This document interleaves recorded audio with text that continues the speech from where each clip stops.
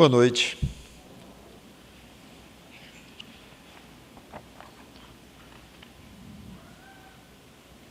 Vamos ler uma história interessante que se passou com o Senhor Jesus Cristo.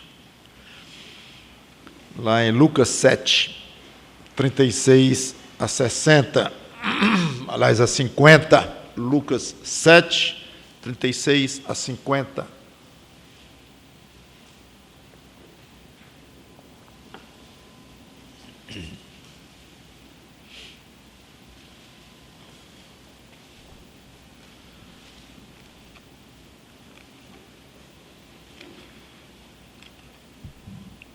Lucas 7, 36 em diante,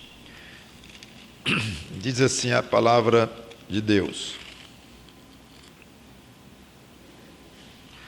Convidou-o um dos fariseus para que fosse jantar com ele. Jesus, entrando na casa do fariseu, tomou lugar à mesa. E eis que uma mulher da cidade, pecadora, sabendo que ele estava à mesa na casa do fariseu, levou um vaso de alabastro com unguento. Estando por detrás aos seus pés, chorando, regava-os com suas lágrimas e os enxugava com os próprios cabelos. E beijava-lhe os pés e os ungia com unguento. Ao ver isso, o fariseu que o convidara disse consigo mesmo: se este fora profeta, bem saberia quem e qual é a mulher que lhe tocou, porque é pecadora. Dirigiu-se Jesus ao fariseu e lhe disse: Simão, uma coisa tenho a dizer-te. Ele respondeu: dize-a, mestre. Certo credor tinha 2 devedores, um lhe devia 500 denários e o outro 50. Não tendo nenhum dos 2 com que pagar, perdoou-lhes a ambos.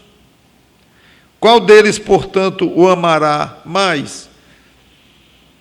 Respondeu-lhe Simão: suponho que é aquele a quem mais perdoou. Replicou-lhe: julgaste bem. E voltando-se para a mulher, disse a Simão: vês esta mulher? Entrei em tua casa e não me deste água para os pés. Esta, porém, regou os meus pés com lágrimas e os enxugou com seus cabelos. Não me deste ósculo ou beijo. Ela, entretanto, desde que entrei, não cessa de me beijar os pés. Não me ungiste a cabeça com óleo, mas esta com bálsamo ungiu os meus pés. Por isso te digo, perdoados lhe são os seus muitos pecados, porque ela muito amou. Mas aquele a quem pouco se perdoa, pouco ama. Então disse a mulher: perdoados são os teus pecados. Os que estavam com ele à mesa começaram a dizer entre si: quem é este que até perdoa pecados? Mas Jesus disse à mulher: a tua fé te salvou, vai-te em paz. Vamos orar. Santo Deus, nosso bom Pai, obrigado pela tua palavra exposta, que o teu Espírito Santo nos ensine o que ele quiser, que sejamos abertos para as instruções dele, que pessoas sem Cristo sejam tocadas pela pregação do teu evangelho, que pessoas com Cristo, nós crentes, sejamos dia a dia, incansavelmente gratos por termos sido perdoados. Em nome do Senhor Jesus Cristo, te peço para a honra e glória dele. Amém. É crucial entender um ponto aqui. Esta mulher já estava perdoada por Jesus quando entrou naquela casa. Ela já era uma mulher salva. ela agiu como uma forma de agradecimento, de gratidão. Vamos chegar no versículo 47, que é o crítico para isto, que a tradução não é das melhores, tudo indica, que dá a entender que ela foi perdoada como consequência do que ela fez. E não é. O que ela fez é consequência, é o contrário, é a consequência de ela ter sido perdoada. Todo o contexto da história, a parábola que Jesus ensina aqui, tudo mostra nessa direção. Mas por causa de uma palavrinha lá no 47, pode dar uma ideia ao contrário, que distorce a realidade do que está escrito aqui. Então, Jesus é convidado para um jantar na casa de um fariseu, esse Simão. Ele aceita. De repente entra na casa uma mulher de uma péssima reputação na cidade, talvez até fosse mesmo prostituta de profissão, ou apenas uma mulher fácil, como se costuma dizer, mas seja como for, claramente uma mulher que tinha a fama muito ruim, moralmente falando. Dizem os estudiosos que na época era razoavelmente comum não convidados entrarem em lugares onde estavam recebendo pessoas, jantares, banquetes ou coisa assim, circularem ali um pouco, comerem a sobra dos que estavam. Era normal, ficar por ali e depois ia-se embora. Mas não a prostituta. Havia um mínimo de um acordo tácito, aí não combinado, não escrito, mas uma pessoa razoavelmente aceita pela sociedade, mesmo sendo humilde ou sendo mais pobre do que a média que estava lá, poderia se sentir com liberdade de entrar lá e circular um pouquinho lá e comer alguma coisinha lá de um prato que alguém deixou e tocar para frente. Mas não uma mulher deste padrão. Mas aquela mulher, seja como foi, tomou coragem e entrou. E não foi por acaso, porque nós podemos ler aqui, quando diz que ela, sabendo que ele estava à mesa na casa do fariseu, levou um vaso de alabastro com um unguento, um perfume. Então, ela sabia, vem com o perfume caro, por trás de Jesus, e chorando molhava os pés dele com lágrimas e os enxugava com os próprios cabelos, como nós lemos aqui, e depois derramou o perfume nos pés dele. Pode parecer que ela chorava, aqui não diz o motivo do choro, então nós ficamos à vontade de tirar alguma conclusão ou alguma opinião, especialmente à luz de todo o contexto.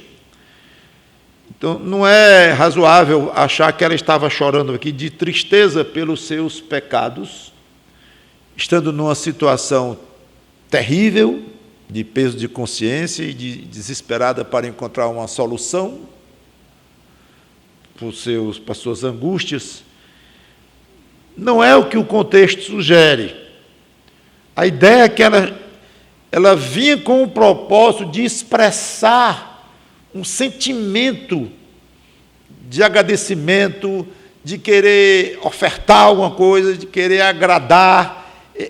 Isto é que nós podemos, é mais fácil concluir, vem mais à superfície esse tipo de pano de fundo do que estava acontecendo aqui. Então parece que o choro dela é de uma emoção muito grande, misturada com alegria, com alívio, um sentimento forte de sabendo quem ela era, o que já tinha feito na vida, mas agora estava ali em condições de prestar aquela homenagem para aquele homem, Jesus Cristo. A ideia que dá é esta, que era um choro muito tocante, mas não um choro de arrependimento ou um choro de desespero, mas um choro de alegria, de alívio. Então, conforme nós pensamos, ela estava agora salva e muito tocada pelo privilégio de poder estar ali aos pés do Salvador dela, numa atitude que demonstrava muita humildade, coragem, típico de quem está extremamente grato a alguém, no caso a Jesus Cristo, ter coragem para fazer uma certa homenagem. Ela poderia ser hostilizada ali rapidamente, que acabou sendo, num certo sentido, embora o fariseu não falou, pensou, mas obviamente os olhares devem ter sido muito claros, muito hostis, muito estranhos à presença dela ali. Mas ela venceu e conseguiu. Interessante que Jesus, quando quis dar uma bela demonstração de humildade aos seus discípulos, ele fez exatamente isto, lavou os pés deles. Curioso isso. Lá em João 13, eu não vou ler, mas foi o mesmo gesto. O fato é que a vontade dela externar algo muito agradável a Jesus, no caso, entendemos que gratidão a Ele, e até se humilhar perante Ele, como ela o fez, ainda não chegou no limite, só ela estando aos pés dele, e chorando e lavando os pés dele com as próprias lágrimas e enxugando. Ela beijava-lhe os pés. Até onde eu saiba, é a única vez na Bíblia que alguém beija os pés de outro. Única referência aqui, mostrando um ponto muito modesto, muito humilde a que ela chegou, de beijar os pés dele, mostrando humildade, gratidão, como já tenho comentado, vontade de servir e agradar. Muito poderia ser dito sobre esse gesto de beijar os pés, no caso de Jesus Cristo aqui. Quem de nós não se sentiria privilegiado, então, somente poder beijar os pés santos de Jesus Cristo, que levaram-no a andar por aí tudo, por aqui, fazendo o bem. Como a Bíblia diz que ele andava tudo que era lugar, fazendo o bem. Acho linda aquela expressão, simples, mas linda. Aquilo pode ser um lema, um propósito de vida para qualquer pessoa, qualquer crente. O outro não vai ter esse tipo de objetivo na vida, mas só isso, fazer o bem. Se eu conseguir fazer o bem nesta vida, à luz do que a Bíblia diz que é o bem, claro, porque tem muita ideia de fazer o bem aí, uma ideia completamente errada, fora das Escrituras, até ofensiva às Escrituras.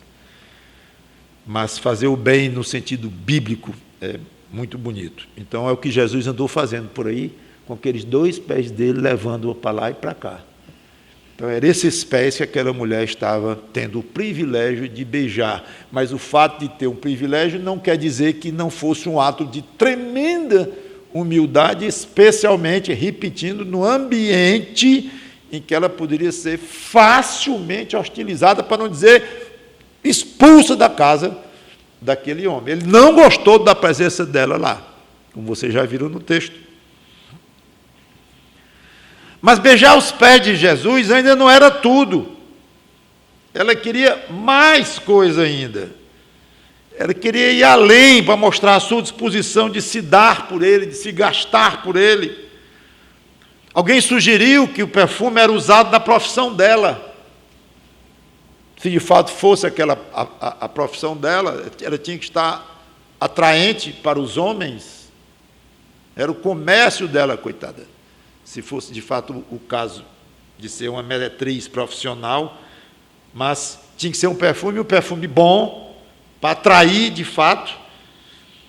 E agora, sendo crente e sendo discípulo de Cristo, não precisava mais daquilo. A ideia é esta, é que ela já podia se livrar daquilo. Só que era algo caro. Então seria uma excelente fonte para ela, que inclusive pressupõe-se não iria continuar naquela vida, que tudo indica era um meio dela ganhar a vida, mas acabou-se. Então ela se desfaz do perfume. Só que ela poderia se desfazer vendendo o perfume, trocando por alguma coisa que tinha um bom valor. Poderia ter dado para alguém, uma amiga, para um parente, seria alvo de muita gratidão, alguém receber um presentão desse, mas ela resolve, então, usar da melhor maneira que ela pensou. E como foi sábia, ela jogou nos pés do Senhor Jesus Cristo, perfumou os pés dele. Na concepção dela, não haveria uma opção melhor, uma maneira melhor de ela honrar o Senhor Jesus Cristo do que aquela forma. E ela estava absolutamente certa. Certa. Só aqui já poderíamos parar para pensar em dizer, é tão fácil nós afirmarmos, pois é, ela pegou o perfume dela, caro, e fez a melhor coisa, em vez de vender e tudo, ela jogou nos pés de Jesus. Muito bem, que bom. Você tem jogado nos pés de Jesus os seus perfumes? Você tem feito esse tipo de... Vou usar a palavra sacrifício, embora eu não goste muito dessa palavra. Quer dizer, nesse sentido, eu não gosto muito, para dar uma ideia errada, mas vamos usar esse esforço de dar o que você tem de valioso para o Senhor Jesus Cristo. Claro, aqui não estou mais falando dos pés físicos dele, não estou mais falando nos cabelos, como alguém já derramou também perfume na cabeça dele, mas estou falando na causa dele. E aí envolve gente, envolve pessoas, envolve projetos que custam dinheiro, como aquele perfume custava dinheiro, mas não só dinheiro, mas outras coisas. Então, eu não quero parar muito aqui, quero continuar, mas fica um toque para você. O que você tem se disposto a dar para Jesus Cristo e sua causa, como uma maneira de mostrar a Ele gratidão? Ela ia precisar daquele dinheiro. Se era o que estava acontecendo, como nós estamos assumindo ou sugerindo, ela ia precisar muito daquele dinheiro. Talvez tenha pensado, ele provê. E esse é o pensamento correto.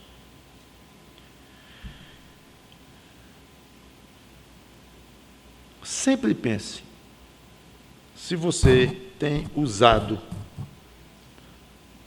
o seu patrimônio para a causa de Cristo, sua inteligência, seu tempo, sua habilidade manual, sua habilidade intelectual, seu dinheiro mesmo, seu tempo, sua energia. Pense nisto. É o meu caso, o que eu tenho dado de fato para o Senhor Jesus Cristo. Agora, por favor, não responda com a palavrinha que começa com D. Alguém quer sugerir? Depois vem um I. Depois vem um Z. É válido o seu dízimo, sem dúvida alguma. Mas é o mínimo. É a base mínima para a igreja onde você se congrega, pagar a luz. Pastor, a luz da igreja não é trabalho de Deus? É. O salário do pastor, a limpeza das instalações, a compra de um computador, sem dúvida. Mas, como eu disse, é o mínimo, é o básico, e até uma obrigação bíblica, não o número 10, como já tenho explicado aqui, acho que certamente mais de uma vez, mas um percentual da sua renda para as coisas da igreja, para ela poder funcionar, é o básico, é o elementar. Então, por favor, não responda essa pergunta assim tão rapidamente. Você tem dado do que é seu, do que você tem, do seu patrimônio? Você tem dado para a casa de Cristo? Tenho, não falho um dízimo, um mês do meu dízimo. Amém, que você não falha um mês do seu dízimo. A igreja precisa muito disso, mas não é isso. Tanto que eu falei em dinheiro no fim. Eu falei em inteligência, falei em habilidade manual, falei em tempo, falei em tudo isso.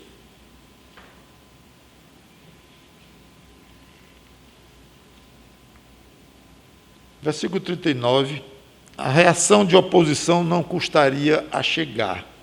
Aliás, é impressionante como reagiam quando alguém se chegava a Cristo. Às vezes os próprios discípulos reagiam. Imagino que para protegê-lo, e uma espécie de um guarda-costas, sei lá, mas geralmente ele não acatava muito que os discípulos estavam querendo segurar. Não, aquela mulher cirofenícia, né, que falou dos cachorrinhos, come das migalhas da mesa e tal, mandaram que ele a despedir. Senhor, manda ela embora. Assim, no rosto mesmo, manda ela embora. Discípulos dele. É quase inacreditável. E vocês sabem o que ele fez? O cego de Jericó, cala a boca, rapaz. Está atrapalhando aí, gritando, o senhor está aí falando. Cala a boca. Pedindo socorro a Jesus Cristo, cala a boca. Ainda bem que ele teve a sabedoria e o bom senso de fazer o quê? O contrário. Quanto mais diziam para ele calar a boca, mais ele falava alto. Bem feito. Aquele cego de João 9, todo tipo de perguntas fizeram para aquele homem, insinuações maldosas dos fariseus, querendo pegá-lo, interrogava de um jeito, depois interrogava do outro, acabaram eles próprios também levando uma gozação. Bem feito. A mulher hemorrágica, estranharam que Jesus tivesse sentido o toque por trás. Senhor, todo mundo te empurra para lá para cá e tu sentiste aí alguma coisa. Ele sentiu, mas é muito intimidador. O clima era ao redor dele quando alguém queria chegar a ele e pedir ajuda. Era pesado. Era preciso coragem, muita vontade de se expor. Ninguém sabe a reação que ele teria, que os outros teriam. Era complicado por parte de quem o procurava, especialmente porque muitas vezes, se a pessoa tinha um mínimo de informações sobre o que aconteceu com alguns que foram procurá-lo, tem resistência. Tem resistência. Começando com os tops. Os discípulos dele não deixam muito chegar perto, não. Repito, poderia ter a boa vontade deles de protegerem Jesus e tal. Seja como for, aqui está um princípio interessante da oposição. Quando Deus se pronuncia, quando Deus quer agir aqui neste mundo, o mundo é tão hostil que a oposição vem e vem rápido. E nós que tomemos cuidado para nós próprios não continuarmos nesta oposição, pelo menos um pouquinho. Não é para termos oposição a esse tipo de busca de alguém que vem atrás do Senhor Jesus Cristo, não. Seja como for, dessa vez é um anfitrião, mas até que esse aqui foi bem contido, porque ele só fez pensar. Ele não falou. Ele deve ter se arrepiado todo quando viu aquela mulher entrar na casa dele, sem ser convidada, e ir logo para os pés do mestre, do convidado de honra dele. Deve ter achado muito desagradável, muito. Sendo quem ele era e com o entendimento dele, a gente até aqui compreende. E em termos sociais normais, compreende-se também. Quem quer. Em princípio, não se quer algum tipo de companhia, embora tenha a ver o aspecto de misericórdia e tudo mais. O raciocínio dele até que foi lógico. Se o mestre aí, Jesus, fosse profeta, ele saberia quem é esta belezinha que está aí nos pés dele. E se ele soubesse, jamais a deixaria fazer o que estava fazendo. Lavando os pés dele, chorando nos pés dele, limpando, tomando a liberdade de limpar os pés com os cabelos dela, uma mulher daquela fama, ele não deixaria nunca. No melhor das hipóteses, vai ficar muito ruim para ele. Bom, se ele permitiu, é porque ele não sabia quem ela era. E se ele não sabia, não era profeta. Foi a conclusão dele. Inclusive, a gente fica até pensando o que levou esse homem a convidar Jesus até a casa dele. Não fala, a Bíblia não diz o propósito dele, mas reconhecê-lo como um profeta de fato, o homem não reconhecia, ou pelo menos está doido para não reconhecer.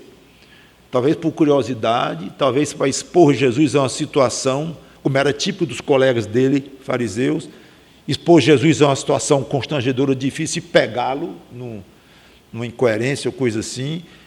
Parece que boa intenção não era, não, desse Simão ter convidado Jesus ali. Seja como for, ele acertou na primeira parte do raciocínio e errou na segunda.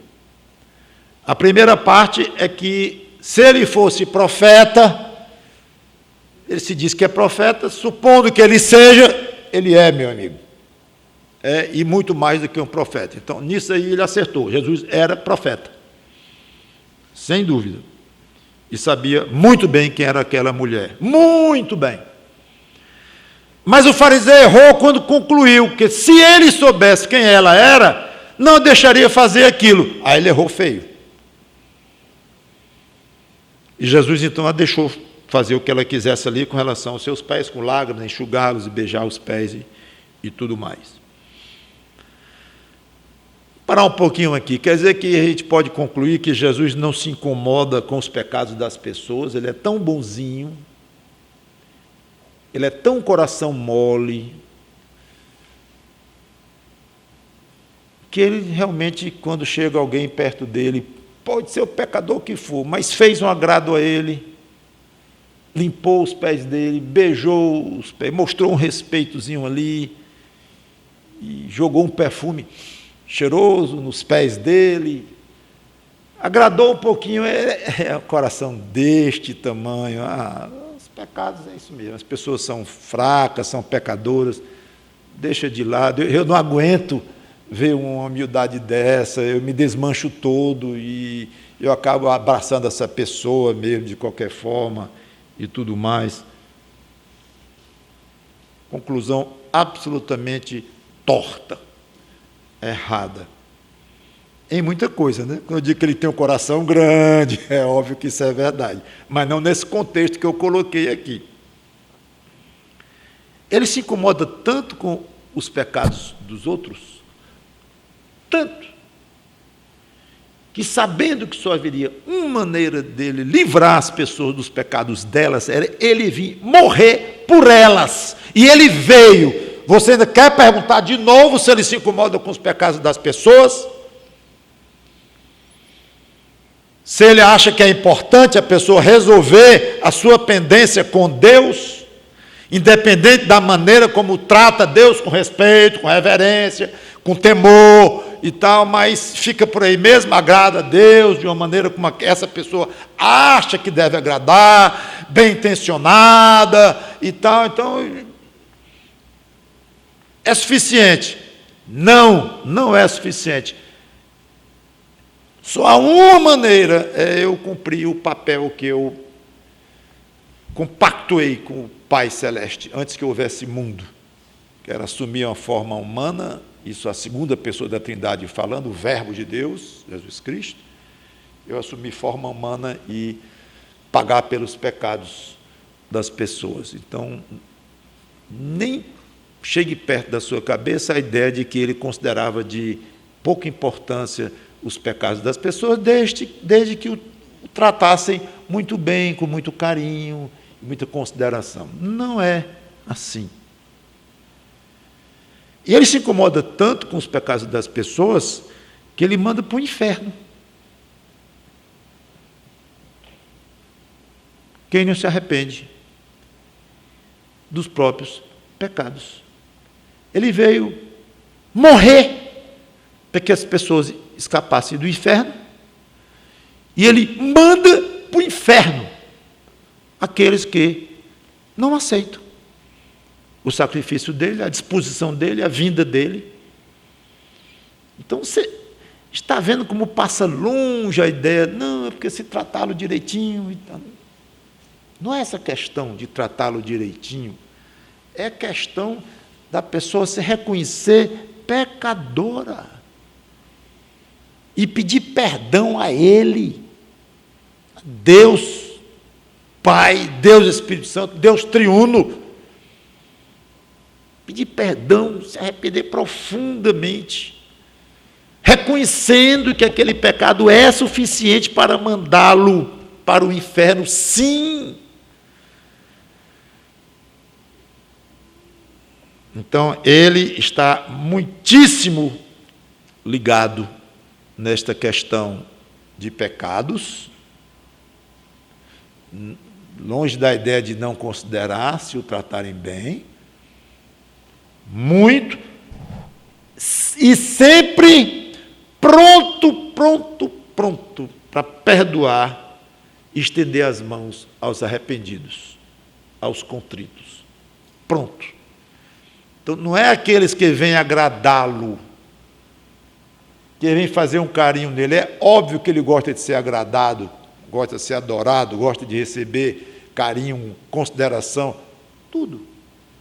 Mas não é isso o que vai levá-lo a aceitar alguém e abrir os braços para ela. Não é. Pelo menos não ainda.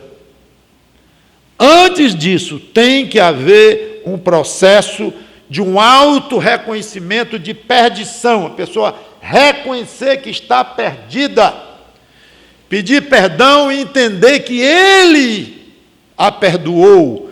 E ali nasceu uma gratidão muito grande, e dali para frente, ele gosta demais, se agrada, se sente honrado, sim, com os agrados que nós queremos fazer a ele. Eu estou usando a palavra com cuidado, agrado, no sentido respeitoso, reverente, de mostrar gratidão, mostrar humildade, mostrar disposição de doar do meu patrimônio, seja intelectual, moral, ou dinheiro, o que for, para ele. Tudo isso vale, sendo de coração, que é como um crente correto irá querer fazer, mas como uma consequência. Então, Jesus, dentro da nossa hipótese, ele não via a mulher mais como uma mulher pecadora, imoral, impenitente, como ela foi até um certo dia da vida dela, de má fama, mas como uma filha de Deus, perdoada dos pecados dela, perdoada por ele, que iria incluí-la na cruz pouco tempo depois, quando lá ele estivesse lá. Então esse foi o ponto que o fariseu não compreendeu. Se ele soubesse quem era ela, ele não deixava fazer isso. Deixava, porque ele sabia muito mais do que o fariseu.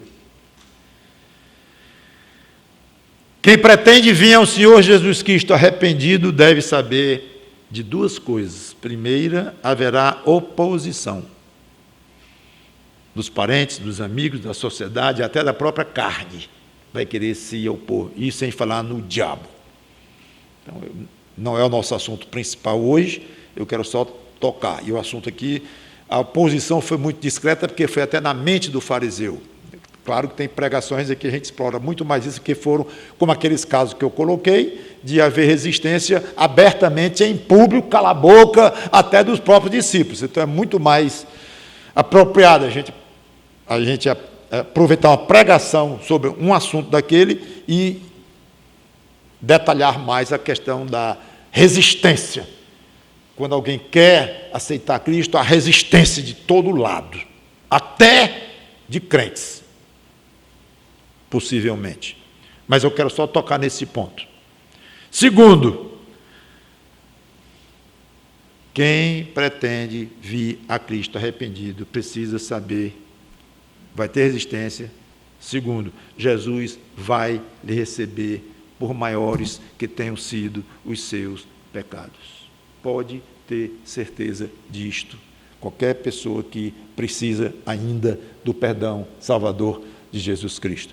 E cabe a nós, crentes, estarmos sempre com isso em mente, sempre pensando nisto, prontos para lembrar isto. Meu amigo, vá.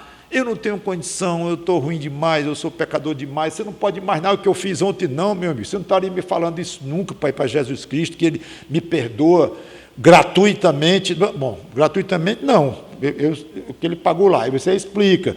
Pois bem, mesmo assim, eu não estou pronto, não estou preparado, não. Olha, você pode não estar pronto por outros motivos.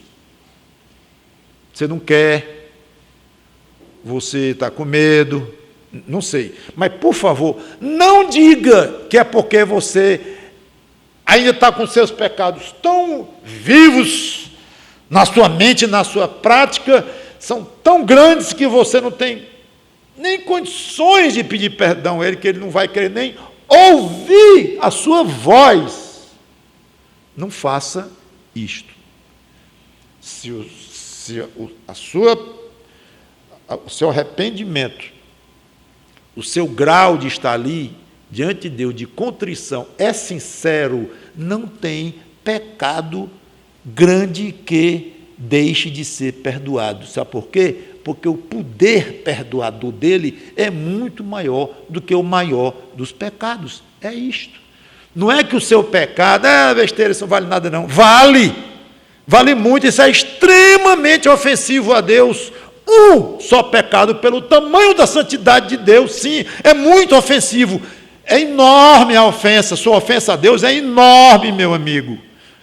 Agora você está me apavorando mesmo. Não, mas espera aí, deixa eu dizer o resto.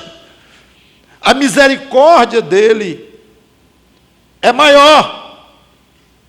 Sim, mas a misericórdia pode até ser, e o poder também é maior. A misericórdia e o poder, se fosse só a misericórdia, não resolveria. Se fosse só o poder, também não resolveria. Tem poder, mas não tem misericórdia.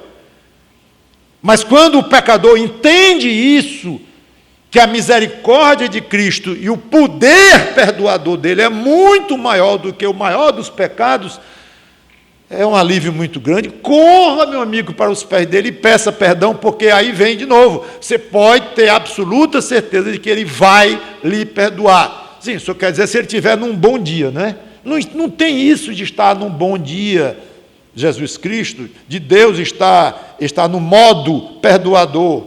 Tudo hoje não é modo nos computadores, modo isso, modo aquilo, está no modo perdoador. Amanhã ele está no modo vingador, está no modo... Não é assim que funciona, não. Ele utiliza os seus atributos de uma maneira muito misteriosa para nós, mas todas elas com perfeição de equilíbrio, de justiça, de tudo mais. E esta parte específica de perdão de pecados foi o alvo pelo qual ele veio para a cruz. Foi perdoar pecados. Muito bem. Aí Jesus lê os pensamentos do fariseu. Não, como é que o senhor sabe que ele leu? Porque ele disse que o homem pensou. Ele não disse, ele pensou. E Jesus lia pensamentos. Várias vezes a gente vê isso na Bíblia.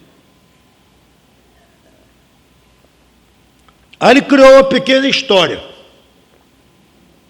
E fez uma pergunta fácil para o fariseu. Certamente ele estava preparando o caminho para ensinar o que ele queria, dar a lição dele para o fariseu. Na história desses dois devedores que foram perdoados, eles foram perdoados por iniciativa do credor. Interessante. Um devia 500 denários, outro devia 10 vezes menos. Os dois não tinham como pagar, então o credor resolveu dispensá-los. Uma excelente ilustração da iniciativa de Deus em perdoar o pecador. Depois de perdoados, nenhum dos dois tinha condição de pagar. Eles certamente amarão. E esse amar aqui está muito ligado com a ideia de gratidão. O amor tem muitas facetas, é um sentimento muito complexo. Mas aqui está muito ligado com o sentimento, de fato, de gratidão, de vontade de servir, vontade de se dar. Tudo que uma gratidão profunda, sincera, produz. É mais ou menos assim que eu vejo. Muita ideia de um amor grato. É assim. Então, ambos os perdoados terão um sentimento muito grande, pelo menos é para ter, de gratidão. Mas um foi perdoado 10 vezes mais do que o outro. Então, é razoável supor que a gratidão de um seja muito maior do que a do outro. De fato, se alguém lhe perdoar uma dívida de R$1, não vai causar em você o mesmo sentimento se alguém perdoar uma dívida de R$10.000 que você tem à pessoa. É óbvio. Eu não acredito que você está me perdoando isso, que o fulano mandou isso, mandou dizer que eu estou perdoado, que pode até cair durinho, se não for bom do coração. Porque o sentimento é fortíssimo de gratidão por alguém que perdoou uma dívida enorme. E é bonzinho. Ser perdoado de R$1 é bonzinho. Não faz muita diferença também uma coisa nem outra. Mas tem gratidão, não vai esquecer e tal. Então, esse é que está na base da história, da parábola que Jesus criou aqui. Aí ele perguntou ao fariseu: Simão, qual é que vai ser mais grato? Aí Simão deu um adentro. Ele disse: o que foi perdoado mais? Ele teve que dizer: eu suponho, com medo de levar Jesus dizer não. Então ele disse: eu suponho. De fato, responder uma pergunta para o Senhor Jesus Cristo, para os seus olhos não deve ser muito fácil, não. Eu suponho que é o que foi mais perdoado. E Jesus disse: fez muito bem. E responder assim: você está certo, é isso mesmo. Aí é o ponto que Jesus quis ensinar. Mas ele não trabalhou muito em cima do ponto, pelo menos antes dele expor o fariseu de maneira forte. Jesus poderia ter aproveitado a história, a moral da história, e ter dito: essa mulher tem demonstrado muito amor por mim, fazendo isso tudo que você está vendo aí, e cheio de restrições no seu coração e no seu pensamento. Essa muita gratidão que ela está mostrando aí, Simão, é de acordo com a tua própria teoria. Tu acabou de dizer que está certo. É porque ela foi muito perdoada. Então ela está muito grata e me amando muito, e quer mostrar lágrima, e quer mostrar alegria, e quer mostrar disposição de dar o que é precioso, dinheiro, ou o que valia dinheiro. É isso aí. Aprenda essa daí, Simão. Mas Jesus foi mais fundo, ele foi forte com o fariseu. Ele fez 3 contrastes entre o fariseu, o que ele deveria ter feito, no mínimo, para ser um bom anfitrião de acordo com as regras sociais, as etiquetas da época. No mínimo. 3. Primeiro, não deu água para lavar os pés, que era comum. A pessoa andava com o pé na areia mesmo com sandália, mas obviamente sujava muito, e dava-se água quando chegava na casa de alguém, para um encontro, um jantar, uma refeição, coisa assim, dava água para lavar os pés. Era uma etiqueta comum, normal, grande coisa não. E ele não deu, nem isso. A mulher fez muito mais, ela lavou com água meus pés, enxugando os meus cabelos. Segundo, você não me deu beijo, o ósculo, que era também normal, ou no rosto ou nas mãos, mas não nos pés. Tudo bem que não fosse nos meus pés, que você viesse beijar os meus pés, ok, mas você não veio me beijar como um bom anfitrião saúda o outro com o ósculo, o beijo. Você não me deu água para lavar meus pés, não me deu o beijo que deveria ter me dado para me saudar e bem receber-me na sua casa. E ela não para de me beijar, não o rosto, Simão, nem mesmo minhas mãos, mas os meus pés. Olha o contraste. E esmagando o fariseu, né? Você não ungiu minha cabeça com óleo, também segundo o costume de colocar um óleo de oliva, oferecer para molhar o cabelo do outro. Um óleo barato, nada excepcional, não está falando de um perfume caro, não, mas era comum, de acordo com os especialistas na época, um óleo de oliva se oferecia para derramar na cabeça do outro. Era de muito bom tom, era muito aconselhável isso. Você não me deu óleo para ungir minha cabeça, Simão. Ela me ungiu não com óleo, mas com perfume.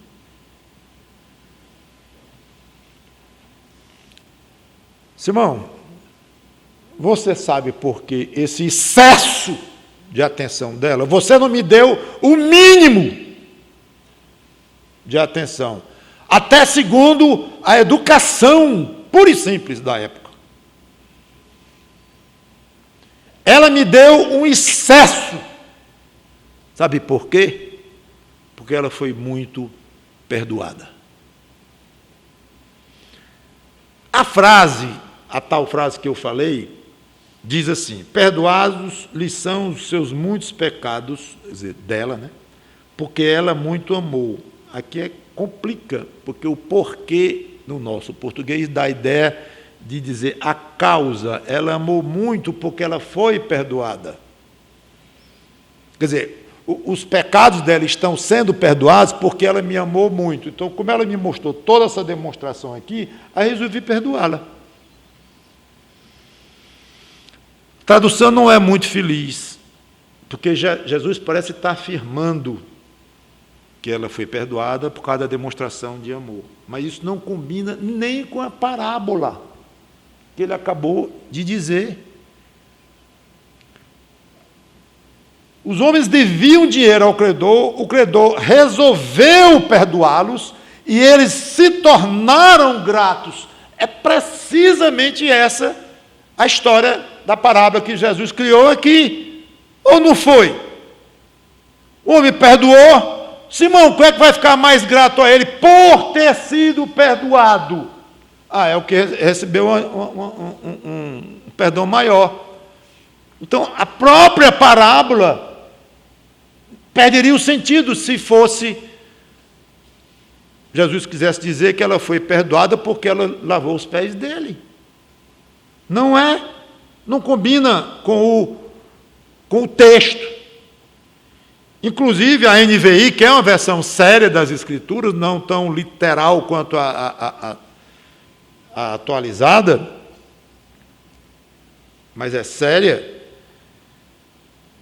ela diz assim: os muitos pecados dela lhe foram perdoados, pelo que ela amou muito. Parece que essa é uma tradução perfeita, de acordo com o contexto da história e, obviamente, sem ferir os originais, o original grego. É como se a nossa versão fosse algo assim: perdoados lhe são os seus muitos pecados, eis o porquê de ela ter muito amado. Como esse porquê fosse assim, eis o porquê, eis o motivo, eis a explicação dela ter amado. demonstrado amor e gratidão, porque ela foi muito perdoada. Em suma, Jesus afirma que a grande demonstração de amor por parte da mulher foi consequência do tamanho do perdão da qual ela foi alvo. Inclusive, uma curiosidade teológica aí para os que gostam de aprofundar mais, no grego, o tempo do verbo perdoar aqui está no perfeito. Indica uma ação que se encerrou no passado, mas cuja consequência continua no presente. É muito interessante esse tempo. E esse verbo aqui está no passado, no perfeito. Ou seja, ela foi perdoada, mas o perdão continua. O efeito do perdão continua. E assim acontece com todos nós, quando somos perdoados em Cristo. Nós fomos perdoados num ponto do passado, quando nós nos quedamos diante de Deus. Mas esse perdão continua hoje, amanhã, eternamente. Não foi perdoado ontem, mas hoje não é mais. Arranha o ensino das Escrituras. E Jesus continua. Aquele a quem pouco se perdoa, pouco ama. Bate perfeitamente com a interpretação que nós damos aqui. Aquele a quem pouco se perdoa, pouco ama. Será preciso muita imaginação para acertar a quem é que Jesus se referia aqui? Quem pouco se perdoa, pouco ama. O próprio fariseu. O pouco ou nenhum amor que ele mostrou a Jesus é porque não conhecia o perdão de Deus. Podia ser correto nas atitudes deles, e muitos fariseus eram, uns não eram hipócritas, mas nem todos, outros eram corretos. Vamos supor que até que Simão fosse, vamos ser generosos com Simão, né? Fosse correto e quisesse conhecer quem era Jesus mesmo, até chamou para a casa dele, mesmo com curiosidade, não sei. Pode ser, mas não mostrou conhecimento das coisas de Deus e, muito provavelmente, como a grande maioria dos fariseus, não houve um conhecimento de quem era Cristo de fato, o Messias, o Salvador, e um pedido de perdão, um arrependimento. Então, ele não conhecia o amor de Deus. Quem não conhece o amor de Deus, perdoador, estou falando no sentido de perdão aqui, quem não conhece, não se sente devedor. Lógico. Devedor a quê? Se Deus nunca me perdoou, não me sinto devedor, não se quebranta aos olhos de Deus, está muito à vontade. E é assim que muita gente fala de Deus, você já notou? Eu reconheço que existe um Deus mesmo. Ah, reconhece, pois é, então. E aí? Não, mas eu acho isso, eu acho aquilo outro e tal. Muita vontade com Deus. Dá a ideia que se fosse encontrar-se com Jesus Cristo, pessoalmente, conversar com ele, fazer umas perguntas para ele, apertá-lo um pouco, para ver se ele se saía dessa, como é que ele diz isso e faz aquilo. Que muitas pessoas que dizem que creem em Deus, que há um Deus no céu, questionam esse Deus, não baixam o pescoço diante desse Deus. Então, muita vontade. Muitos que se chamam cristãos, nesse largo cristianismo, agem assim, muita vontade, não se sente muito grato, você não vê uma palavra de gratidão, talvez veja num momento específico, que alguém está fazendo ali algum aniversário, uma coisa, pode até falar alguma coisa, faz uma referência, mas no dia a dia não, porque não conhece o amor de Deus na própria vida, o amor perdoador de Deus. Então, Jesus inverteu os valores, vocês viram, né? Daquele fariseu ali, e da maioria das pessoas. Ele, Simão, o fariseu, o anfitrião, o distinto, dono da casa, religioso respeitado, ela, coitada, uma pobre intrusa, pecadora, pelo menos assim era conhecida ainda, desprezível agora na frente de todo mundo, inclusive da própria mulher e do próprio fariseu, Jesus compara os dois. Aquilo deve ter doído fundo no coração daquele fariseu, que gosta de pompa, gosta de aparecer e tal, e deve ter sido tão agradável para o coração daquela mulher. É difícil até imaginar. Mas Jesus compara os dois, ele rebaixa o fariseu e ele exalta a mulher. Aliás, um bom exemplo aqui de que os humilhados serão exaltados. E alguém comentou que aqui é um bom exemplo também da consideração de Deus às mulheres em geral. Pouca gente considera isto. Se fala muito da Bíblia hoje é para condenar, para criticar, que é odienta e tal, mas poucos reparam a consideração enorme que a Bíblia dedicou às mulheres. E olhe que o conceito das mulheres na época era muito diferente, muito ruim mesmo. Ali era pesado. O papel que tinha uma mulher, a consideração que se tinha com elas, a imagem que se tinha delas, nem pensar em comparar com o que é hoje, e ainda acham ruim, e ainda querem muito mais. Num certo sentido tem sentido, no outro sentido não tem sentido. Bonito, né? Num certo sentido tem sentido, no outro sentido não tem sentido. Isso aqui é uma criatividade de palavras. O que eu quero dizer é que, como tudo neste mundo é misturado, tem coisas razoáveis e coisas não razoáveis que o diabo aproveita e bota o veneno dele. E essas coisas que hoje acontecem politicamente corretas e coisas assim, incluindo a questão da mulher, é um desses pontos em que se há algo razoável, algo justo, algo legítimo, um desejo correto, misturadíssimo com pensamentos errados, antibíblicos, distorcidos, que não tem nada a ver com o plano de Deus para a mulher.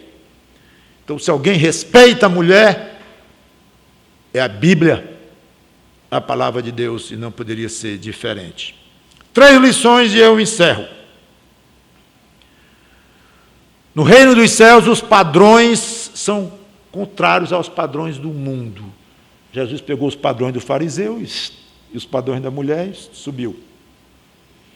Porque ele aplicou a questão da mulher para o aspecto espiritual da situação dela como perdoada e a consequente reação dela de querer agradá-lo. Então, isso teve muito mais valor do que o próprio convite, que o fariseu bem disse, mas senhor, tu acha pouco? Tudo bem, escapei ali com a água para os pés, o óleo para o cabelo, o beijo e tal, mas e o jantar? Tu olhaste ali a lagosta? Isso foi caro, impossível, abri minha casa para ti e tal. Então, de fato, ele poderia argumentar um pouco, que ele teve uma certa consideração com Jesus, em convidá-lo e tal, mas Jesus não quis saber. Ele comparou um valor com o outro e ficou claro que estava invertido. Já falei da questão do que é humilhado será exaltado. E o terceiro ponto é um tanto quanto óbvio. Não seja como Simão, se achando muita coisa comparado com outra pessoa. Pode ser que aos olhos de Cristo a realidade seja o contrário. E você vai se expor, provavelmente, se ele resolver deixar público quem você é, aos olhos dele, e o que a pessoa que você despreza é, aos olhos dele, poderá ter uma surpresa enorme. Você tome muito cuidado. Não é nem só pelo medo de ser exposto, é porque é errado. Em si, você se julgar superior ao outro, poderíamos citar várias passagens da Bíblia. Então, versículos 48 a 50, já temos pouca mais informação. Jesus tem um diálogo muito curto com a mulher. Ele Em vez de afirmar, eu prefiro usar o verbo confirmar. Ele confirma que os pecados dela foram perdoados, como ele diz, perdoados estão os teus pecados. De fato, você tem razão em se achar perdoada, eu entendo mais ou menos assim. Os que jantavam lá ao redor se admiraram pelo poder que ele tinha de se arrogar, de perdoar pecados. Ele não comentou. Da outra vez ele comentou, quando algo parecido aconteceu, dessa vez ele não comentou, e a despede em paz, dizendo que a fé dela a havia salvado, não o lavar dos pés dele, não o perfume caro que ela derramou nos pés dele, não as lágrimas, não a atenção, não a humilhação, nada disto. Não é voltando, mas é confirmando mais uma vez a ideia de que ela chegou lá perdoada pela fé. Não é que ela mostrou, ela já demonstrou uma fé existente lá. Ela não fez aquilo para depois ter sido perdoada e depois ter criado uma fé. Tudo invertido, não é assim. E ela, então, é despedida. E eu sugiro aos que são crentes lembrar aos que não são ainda convertidos a Cristo, como o credor da parábola é sempre Deus quem toma a iniciativa de perdoar, mas nem Deus vai perdoar alguém que não está convencido de que é devedor.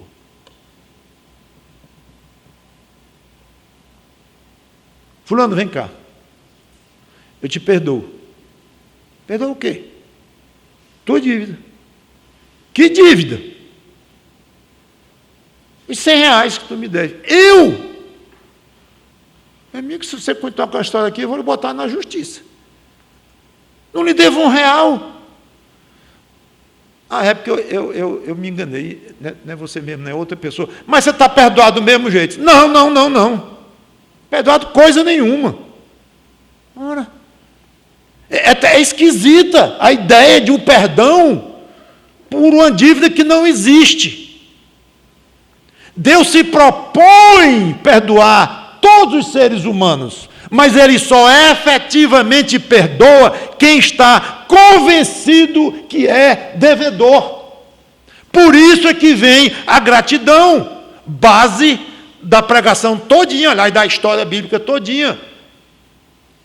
É exatamente isso. O amor grato, a vontade de agradar e tudo nasce dentro de um coração que sabe que foi perdoado de uma dívida enorme. Então ele tem uma gratidão enorme. Mas Deus vai perdoar uma pessoa que não se sente devedora? Nunca. Uma pessoa que tenha consciência. Não estou falando da questão de crianças, de pessoas loucas e fora da mente, outra história. Vamos entrar nisso. Mas pessoas conscientes, e Deus vai sair por eles dizendo que você está perdoado. De chegar para alguém que não crê nem que Deus existe. Rapaz, eu tenho uma ideia boa, eu tenho uma boa notícia para lhe dar. O Evangelho, boas novas, o que é? Você está perdoado. Eu não devo ninguém. Não é dinheiro não, rapaz. Relaxa. Você está perdoado por Deus. Piorou.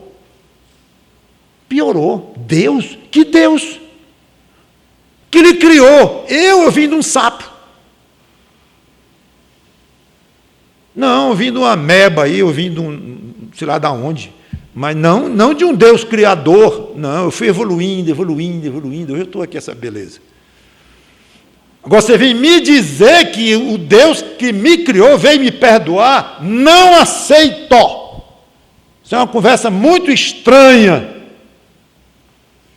Então eu quero que você saia daqui se lembrando. Deus propôs o perdão a todos os seres humanos. Propôs em Cristo. Mas Deus não vai perdoar um que não se sinta devedor e chegue para ele e diga, me perdoe. Agora sim.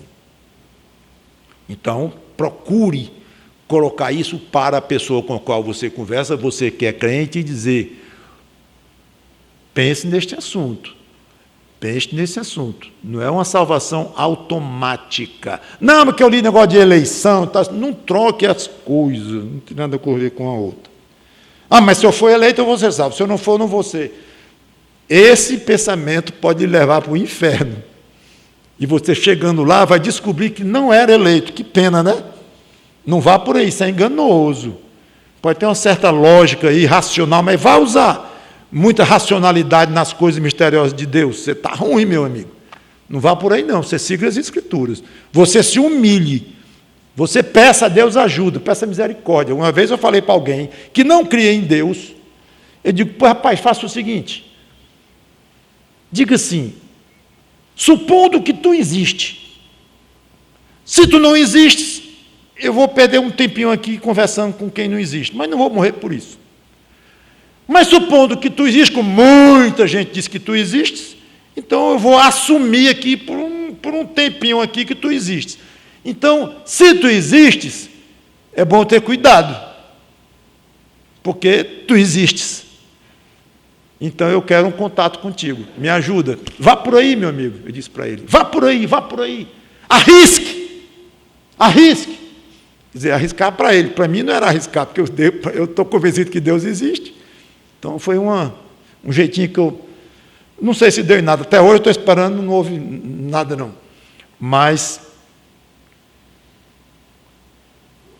diga para os seus amigos, seus queridos, que eles têm um perdão na frente deles, e que depois que eles conhecerem o amor de Cristo perdoador, de você ter pedido perdão, você vai ver. Você não conhece, meu amigo, o que é vontade de agradar a Deus. Não, mas eu sou muito religioso, eu não perco isso da minha igreja aqui. Não tem nada a ver. Você não sabe o que é um coração grato. É isso que Jesus disse na parábola dele. Você não sabe o que é um coração grato por algo muito grande que foi perdoado. Você vai ver o que é vida. Vamos orar. Obrigado, Senhor Deus, pela tua história belíssima nas Escrituras, por este fato que aconteceu e por tantas lições que nós estamos aprendendo aqui, vindas da tua palavra. Obrigadíssimo por cada crente aqui salvo, que temos infinita gratidão a ti, porque foi infinito o teu amor perdoador a nós, e que sempre sejamos gratos. E uma da maneira de mostrar gratidão a ti, além de metaforicamente chorar aos teus pés de alegria, de emoção por sermos salvos, limpar os teus pés, te perfumar, se possível fosse. Além disto, inclui falar de ti, Senhor, para os outros que não conhecem o teu amor perdoador. Dá-nos essa noção de fidelidade, que não nos acomodemos, Senhor, já somos salvos, graças a Deus, irmãos da igreja são salvos, graças a Deus, e pronto, aqui e acolá eu falo de Cristo para alguém, que seja algo mais forte na nossa mente, nos nossos objetivos. Em nome do Senhor Jesus Cristo, te peço e te agradeço. Amém.